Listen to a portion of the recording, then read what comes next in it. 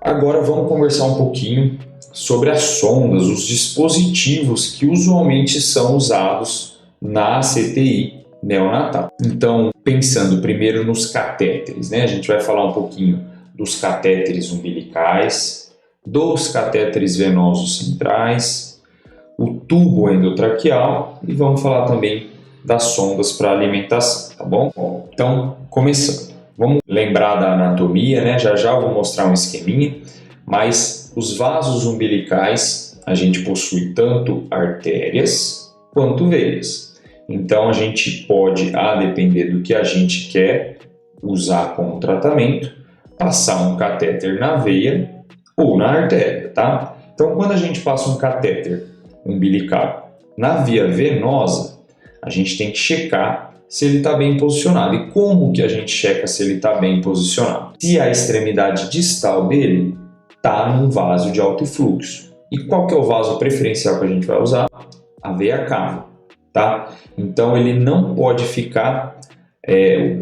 os dois lugares que eu citei aí, que são mais comuns da gente encontrar de mau posicionamento de catéter umbilical venoso, é o catéter dentro do fígado ou dentro do coração. E já já eu vou explicar o porquê dentro do fígado, tá bom? E o catéter umbilical arterial, a gente também tem que deixar ele num vaso de alto fluxo, e o vaso de escolha é a aorta, só que a gente tem que se preocupar com o grau, a altura que a gente vai deixar esse catéter na aorta. Então a gente deixa ele de preferência acima do primeiro ramo que sai ali abdominal, que é o tronco celíaco, tá? Então a gente deixa ele para cima disso, tá bom? Como ele vem pelo umbigo, ele sobe, então passou a mesentérica superior, passou o tronco celíaco, a gente deixa ele ali superiormente ao tronco celíaco.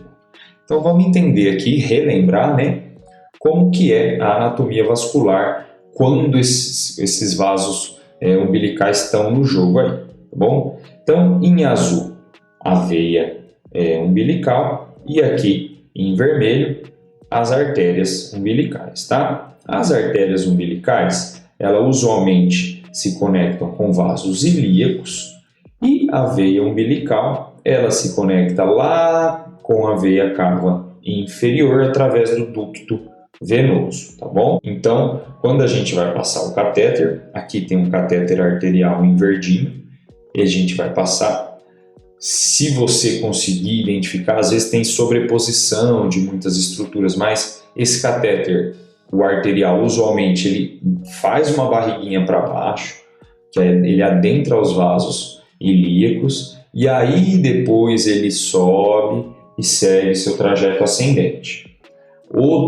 Quando o catéter, nesse caso aqui, o catéter venoso, que está em preto, ele vai pela via venosa, não tem essa barriguinha aqui igual faz o arterial, e sobe a hepática, porque ele tem esse trajeto ali intrahepático, e aí ele adentra na veia cava inferior, tá bom? Então vamos dar uma olhadinha em dois exemplos aqui, um de catéter venoso, que é esse, a direita radiológica, né, ou a esquerda de quem está vendo aqui, e o catéter arterial. Uma dica essencial para a gente diferenciar um do outro. Esses pacientes aqui, eles têm os dois tipos de catéteres e a gente consegue diferenciar um do outro. Uma outra forma, além dessa que eu já falei, né, a gente prestar atenção no trajeto que esse catéter está seguindo, é o posicionamento desse catéter em relação à coluna.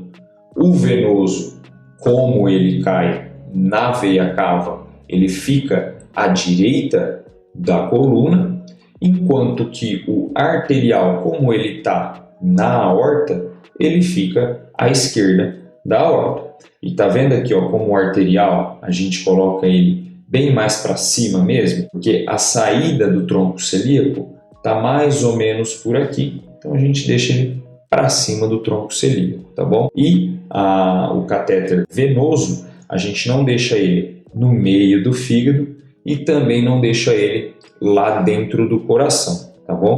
Então a gente deixa ele assim que acaba o fígado que a gente sabe que ele entrou ali na veia cava inferior, e o trajeto dessa veia cava inferior ali ao nível hepático para já chegar no átrio direito, a gente sabe que é curto, tá? Então por isso que a gente deixa bem nessa transição mesmo ali, bem próximo ao diafragma, tá bom? Agora, catéter venoso central. A gente pode inserir, né, o catéter por vias, né, por vasos superiores ou por vasos inferiores. Os vasos superiores usualmente usados são os vasos subclávios, né, a jugular, às vezes antecubital. Aonde que a gente espera que a extremidade desse catéter esteja? A gente espera que ela esteja na veia cava superior, tá? Usualmente, os lugares mais comuns que a gente encontra, né, na prática de posição incorreta são catéteres intracardíacos, tá? Então, jogou catéter demais. Às vezes, o catéter, a gente colocou, por exemplo, num vaso subclavo. Ao invés dele seguir lá para a veia cava superior, ele sobe e faz um trajeto ascendente por vaso jugular, e às vezes ele vem no sentido correto, mas ao invés de assumir um trajeto inferior e entrar realmente na veia cava, ele passa para outra subclávia, tá? Então já peguei também. E agora, quando esse acesso é por vaso de membros inferiores, né? Usualmente o mais comum é vaso femoral, tá bom? É a veia femoral, e a extremidade distal desse catéter a gente espera que esteja na veia cava inferior, tá bom? Fora do coração também. Então aqui 2 exemplos de trajetos errados, tá bom? Então aqui, primeiro a direita radiológica, a gente tem um catéter via veia subclávia esquerda, que adentrou a veia cava superior, só que a extremidade dele está intracardíaco aqui, provavelmente passou até do átrio, parece que está até chegando aqui no ventrículo, tá? Inseriu demais. Em comparação com o outro lado aqui, um catéter via vaso subclávio também direito, só que o trajeto, ao invés o catéter, né, ao invés de seguir um trajeto para a veia cava superior, ele seguiu um trajeto de vaso cervical, muito provavelmente aqui uma veia jugular, tá bom? Os 2 posicionamentos errados. Idealmente, a gente procura isso daqui, tá bom? A extremidade distal do catéter, ela tem que ficar acima do átrio direito, poderia até ser um pouquinho mais superior aqui, tá? Então, toda essa região onde está passando a veia cava superior é o local correto de posicionamento do catéter, tá bom? Esse daqui, um catéter via jugular. E agora, tubo endotraqueal, tá bom? Então, idealmente, a posição desse tubo é que a extremidade distal dele esteja no terço distal da traqueia, tá? Acima da carina, e a gente usa um marco anatômico ali das extremidades mediais das clavículas, tá? Então, logo abaixo das clavículas pra gente tá ótimo, tá bom? E acima da carina, óbvio, né? Porque senão você vai seletivar esse tubo, ele vai seguir um dos brônquios aí, tá? Então, os erros mais comuns é isso que eu acabei de falar, né? O tubo seletivo, e pelo trajeto mais horizontalizado, mais verticalizado do brônquio direito, é o local que mais comumente esse tubo vai, tá? E um outro local que também é comum, mas que é improvável que chegue a fazer uma radiografia, porque o paciente ele descompensa, né? É o tubo ir para o esôfago, tá bom? E a gente identifica isso, gástrica, né? O paciente vai chegar com muito gás dentro do estômago, e às vezes você percebe que o tubo segue um trajeto retilíneo e passa da carina. Você fala, não é possível que ele rompeu a carina, né? Então você fala, nossa, na verdade ele está lá atrás no esôfago, passando por trás da carina, né?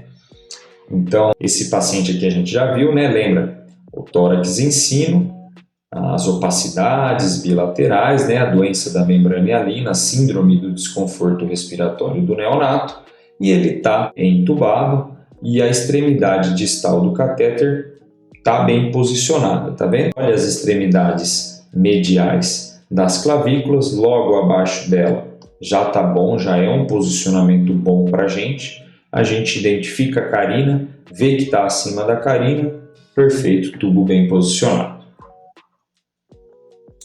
Agora vamos falar um pouquinho da sonda. O neonato ser sondado para alimentação, tá?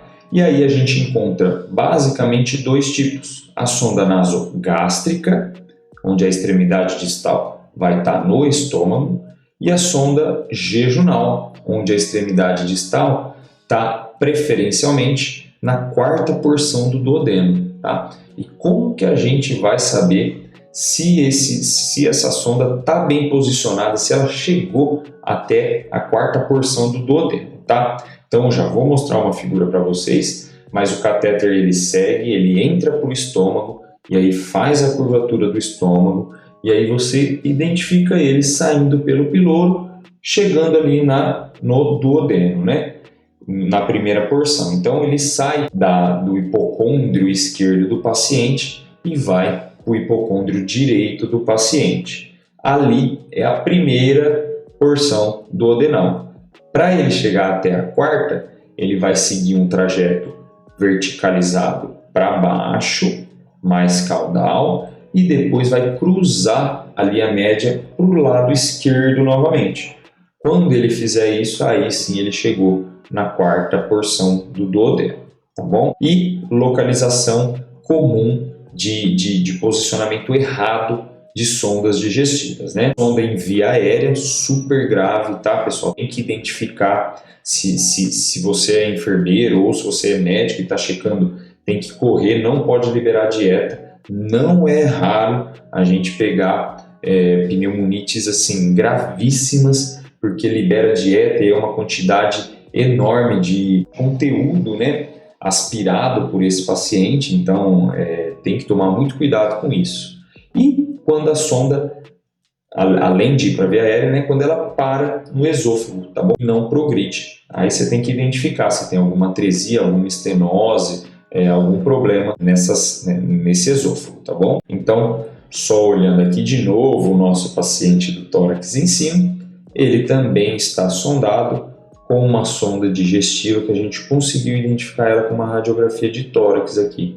Olha a extremidade distal dela aqui no hipocôndrio esquerdo, tá bom? Então ela está dentro do estômago. Agora essa aqui é a esquerda, ou a esquerda radiológica, né, a direita nossa, a gente percebe que ela seguiu um trajeto no mediastino, né, na linha média, assim como desse paciente aqui do lado, só que na hora que chegou na carina, ela assumiu uma direção diferente da direção anatômica do esôfago, né? Então, ficava na verdade dentro da traqueia, que ela não estava no esôfago, e foi para o brônquio fonte esquerdo, tá bom? Tem que tracionar essa sonda e reposicionar. E aqui, igual eu estava falando para vocês, para a gente conseguir saber identificar as porções do duodeno, tá bom? Eu achei esse esquema na internet, eu achei super bom. Então, a gente tem uma sonda aqui nesse paciente, reparem, passando aqui pelo esôfago, pelo estômago, pela primeira e segunda porção duodenal e pela terceira e quarta porção duodenal, chegando até próximo da junção do duodeno com o jejum, tá bom? Então, a gente analisa a sonda, a gente segue a curvatura gástrica, percebe o cruzamento, né, da linha média. A gente já sabe que ele está na região do piloro e primeira porção duodenal, desceu, já sabe que está na segunda porção duodenal, assumiu o trajeto horizontal de novo e cruzou a linha média para o lado esquerdo novamente, terceira porção duodenal, chegou do lado esquerdo, quarta porção duodenal, sonda jejunal bem posicionada.